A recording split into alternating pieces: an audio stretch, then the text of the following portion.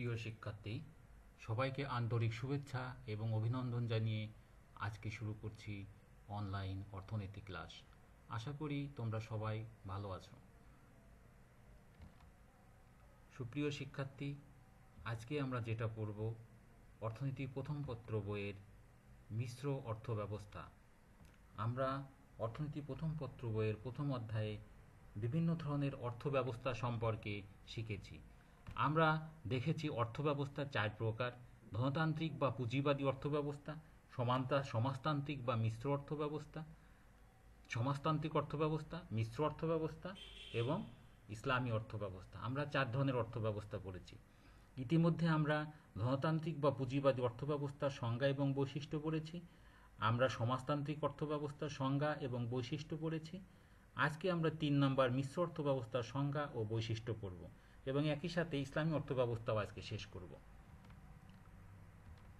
আজকের এই পাঠ শেষে আমরা যা শিখব, মিশ্র অর্থব্যবস্থার সংজ্ঞা জানতে পারবো, মিশ্র অর্থব্যবস্থার বৈশিষ্ট্য সম্পর্কে জানতে পারবো, ইসলামী অর্থব্যবস্থার বৈশিষ্ট্য সম্পর্কে জানতে পারবো।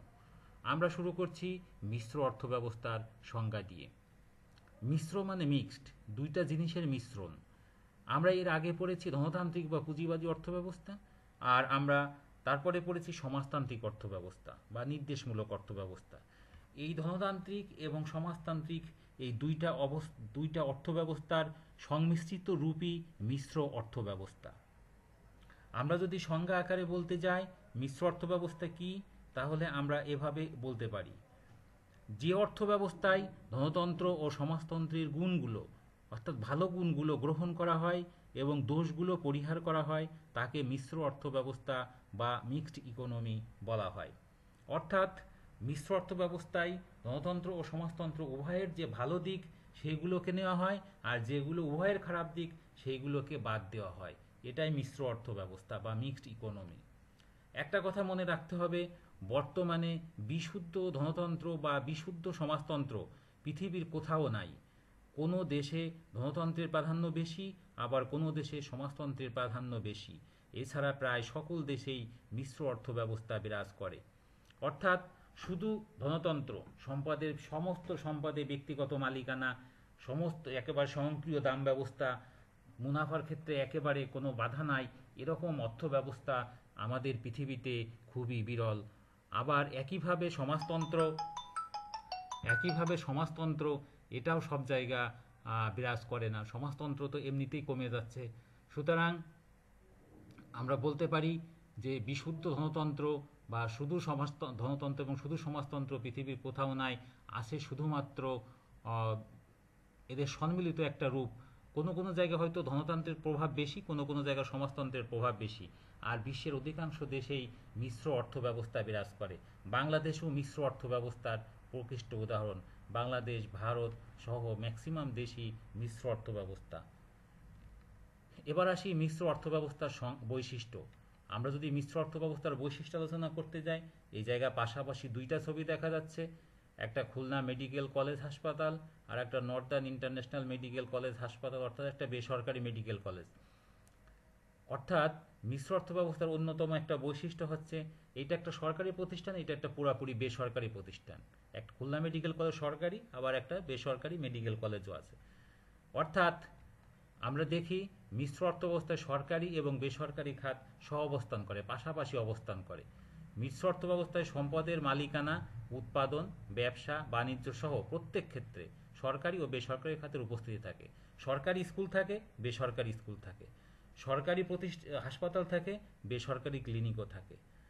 একইভাবে প্রতিটা ক্ষেত্রেই আমরা সরকারি এবং বেসরকারি কাজ, সরকারও শিল্প স্থাপন করে, আবার বেসরকারিভাবেও বিভিন্ন শিল্প স্থাপিত হয়। এবার আসি নেক্সট বৈশিষ্ট্য, সরকারি বিনিয়োগ। মিশ্র অর্থব্যবস্থায় সরকারি বিনিয়োগ হয়। এটা দেখা যাচ্ছে টাকশাল, মানে যে জায়গা টাকা তৈরি করা, অস্ত্রাগার, সামরিক অস্ত্রাগার। এটা বাংলাদেশের সমরাস্ত্র কারখানা, তারপর একটা সরকারি প্রতিষ্ঠান দেখা যাচ্ছে। সরকারি বিনিয়োগ এই সমস্ত খাতে বেশি হয়। এখন প্রশ্ন হচ্ছে, সরকার বিনিয়োগ করে মিশ্র অর্থব্যবস্থায়, কোথায় বিনিয়োগ করে? জনগুরুত্বপূর্ণ খাতসহ রাষ্ট্রের নিরাপত্তা খাতগুলোতে সরকারি উদ্যোগে পরিচালিত হয়। দেশের মৌলিক ও ভারী শিল্প কারখানা সহ গুরুত্বপূর্ণ আমদানি রপ্তানি সরকারি মালিকানা ও নিয়ন্ত্রণে হয়। এটা হচ্ছে সরকারি বা রাষ্ট্রীয় মালিকানা। এবার দেখা যাচ্ছে বেসরকারি, একটা ডাচ বাংলা ব্যাংকের ছবি দেখা যাচ্ছে, মোবাইল ব্যাংকিং, রকেটের, আবার গার্মেন্টস এটা দেখা যাচ্ছে, অর্থাৎ দুইটাই বেসরকারি উদ্যোগে পরিচালিত হয়। তাহলে আমরা কি বলতে পারি, এর থেকে যে বৈশিষ্ট্য আসতে পারে সেটা সরকারি বিনিয়োগের পাশাপাশি ব্যক্তিগত উদ্যোগে মুনাফা ভিত্তিক ব্যবসা বাণিজ্য শিল্পে বিনিয়োগ করে থাকে, তবে বেসরকারি বিনিয়োগের উপর সরকারের পরোক্ষ নিয়ন্ত্রণ থাকে। যেটা খেয়াল করতে হবে, উপরে যেটা ছিল সেটা হচ্ছে সরকারি বিনিয়োগ। সরকার বিনিয়োগ করে মৌলিক এবং ভারী শিল্পে এবং দেশের নিরাপত্তার সাথে যেগুলো জড়িত, যেমন অস্ত্র তৈরির কারখানা, এটা সরকার কখনো বেসরকারি খাতে দেয় না।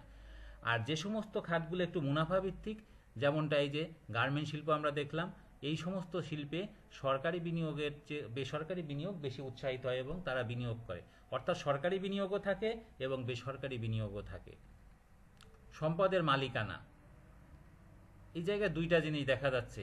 এই জায়গায় রেল একটা সরকারি সম্পদ, এই জায়গায় জমির খতিয়ান নাম্বার, অর্থাৎ যার যার জমি তার তার নামে উঠানো আছে। তোমার নামে যদি কোনো জমি থাকে, তোমার নামে কি কি কত কত নাম্বারের জমি আছে সেইগুলো এই জায়গায় দেখানো আছে। অর্থাৎ এটা ব্যক্তিগত একটা সম্পদের একটা ডকুমেন্টস, আর এইটা হচ্ছে রাষ্ট্রীয় সম্পদের একটা চিত্র।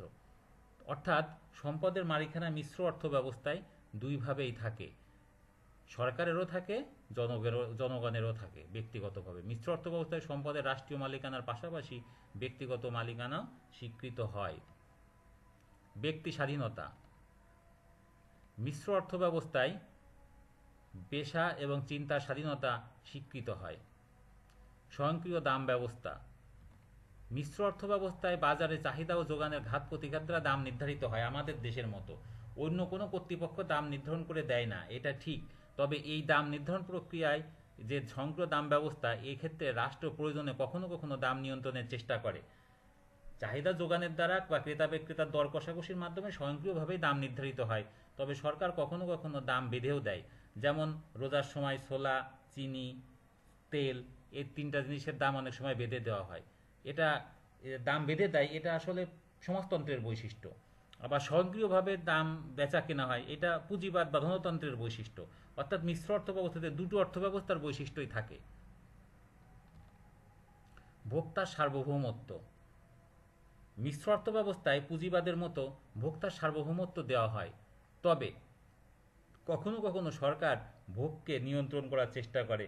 অনেক সময় বলা হয় যে যাতে পরোক্ষভাবে নিয়ন্ত্রণ করার চেষ্টা করে, অনেক নির্দিষ্ট কিছু দ্রব্যের উপর নিষেধাজ্ঞাও জারি করে কখনো কখনো মিশ্র অর্থ ব্যবস্থায়। অন্যান্য যে সমস্ত বৈশিষ্ট্য আছে তার ভিতরে অন্যতম মুনাফা অর্জন। মিশ্র অর্থ ব্যবস্থা ও পুঁজিবাদের মতো মুনাফা অর্জনের সুযোগ রয়েছে যেহেতু ব্যক্তিগত সম্পত্তি আছে, তবে মুনাফা যাতে লাগামহীন না হয় এই কারণে সরকার বিভিন্নভাবে এটাকে নিয়ন্ত্রণ করার চেষ্টা করে। কখনো ট্যাক্স আরোপ করে নিয়ন্ত্রণ চেষ্টা করে, কখনো বাজারে নিজেদের সরকার নিজে বিজনেস করে বা বাজার নিয়ন্ত্রণ বা মুনাফা নিয়ন্ত্রণের চেষ্টা করে। অর্থনৈতিক পরিকল্পনা, একটা অর্থনৈতিক পরিকল্পনা বিরাজ করে।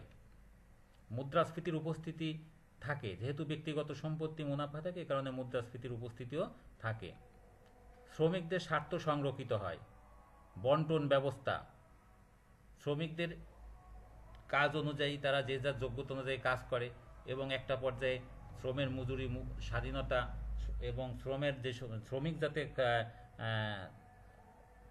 যাতে বেঁচে থাকতে পারে, তারা যত মানসম্মত মজুরি পায়, এই জন্য শ্রম মজুরি গঠন এবং কখনো কখনো সরকার তাদেরকে মালিক পক্ষকে নিয়ন্ত্রণেরও চেষ্টা করে। সামাজিক নিরাপত্তা, অর্থাৎ সমাজে বেঁচে থাকার জন্য যে সমস্ত অসহায় লোক আছে তাদেরকে বেঁচে থাকার জন্য বিভিন্ন ধরনের সাহায্য সহযোগিতা, বয়স্ক ভাতা, বিধবা ভাতা এ ধরনের কার্যক্রম গ্রহণ করা হয়। এবার আসি ইসলামী অর্থব্যবস্থা। ইসলামী অর্থব্যবস্থার বৈশিষ্ট্য, সম্পদের মালিকানার ক্ষেত্রে আল্লাহর সার্বভৌমত্ব স্বীকার করে ব্যক্তি মালিকানা স্বীকার করা হয়। অর্থাৎ আমরা দেখেছি ধনতন্ত্রে সে বলা হয় যে সম্পদের মালিকানা ব্যক্তির কাছে থাকবে, সমাজতন্ত্রে বলা হয় সম্পদের মালিকানা থাকবে রাষ্ট্রের কাছে, আর মিশ্র অর্থব্যবস্থাতে কিছু রাষ্ট্রের কাছে থাকবে, কিছু ব্যক্তির কাছে থাকবে। আর ইসলামী অর্থব্যবস্থাতে বলা হয়েছে যে সম্পদের মালিক আছে বেসিক্যালি আল্লাহ তাআলা, মানুষ তার নির্দেশিত পথে ওই সম্পদ ব্যবহার করবে। অর্থাৎ আল্লাহর সার্বভৌমত্ব স্বীকার করে ব্যক্তি মালিকানা স্বীকার করা হয়। 2 নম্বর, সম্পদের যথাযথ বন্টন নিশ্চিত করার জন্য যাকাত, সদকা, ফিতরা, জিজিয়া প্রভৃতির ব্যবস্থা ইসলামী অর্থব্যবস্থায় বিরাজমান। বায়তুল মালের প্রতিষ্ঠা অর্থাৎ রাষ্ট্র পরিচালনার জন্য একটা কোষাগার বা বায়তুল মাল প্রতিষ্ঠা করার কথা বলা হয়েছে। এবং সুদ বলতে কোনো সুদ প্রথাকে নিষিদ্ধ করা হয়েছে, সুদ বলতে কিছু থাকবে না। কর্জে হাসনার পরিবর্তন অর্থাৎ কোনো প্রকার সুদবিহীন কাজে লেনদেন, সেটা হচ্ছে কর্জে হাসনার পরিবর্তনের কথা বলা হয়েছে। সর্বোপরি ইসলামী আদর্শ বাস্তবায়নের কথা বলা হয়েছে। ইসলামী অর্থব্যবস্থা পরিচালিত হবে ইসলামী শরিয়া মোতাবেক। ইসলামী শরিয়াতে যা আছে সেগুলো হচ্ছে ইসলামী অর্থব্যবস্থার মোতাবেক পরিচালিত হবে।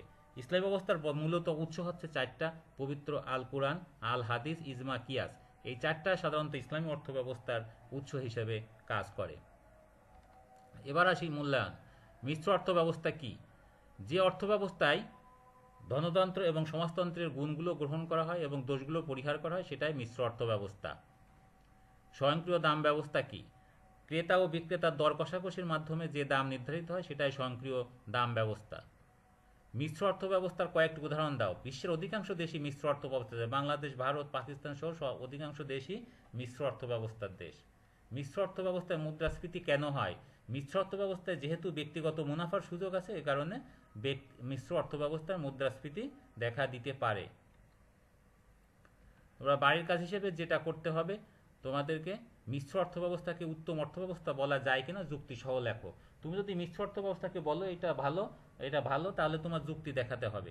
আমরা যদি বলি যে মিশ্র অর্থব্যবস্থা উত্তম অর্থব্যবস্থা, এটা বলে তারপরে লিখতে পারি কেন উত্তম অর্থব্যবস্থা। নাম্বার 1, এই জায়গায় ব্যক্তিগত মুনাফার, ব্যক্তিগত উদ্যোগের স্বাধীনতা আছে। সবাই যার যার ক্ষমতা অনুযায়ী, যার যার যোগ্যতা অনুযায়ী উদ্যোগ, ব্যবসা বা শিল্প কলকারখানা স্থাপন করতে পারে।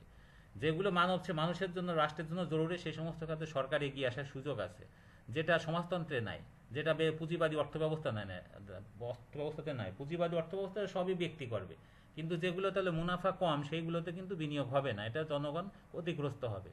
কিন্তু এই জায়গায় মিশ্র অর্থব্যবস্থাতে সেই সুযোগটা আছে।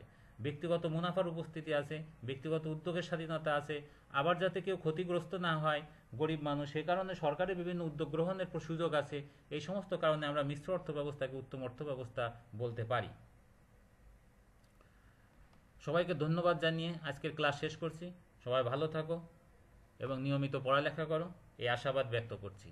সবাইকে ধন্যবাদ।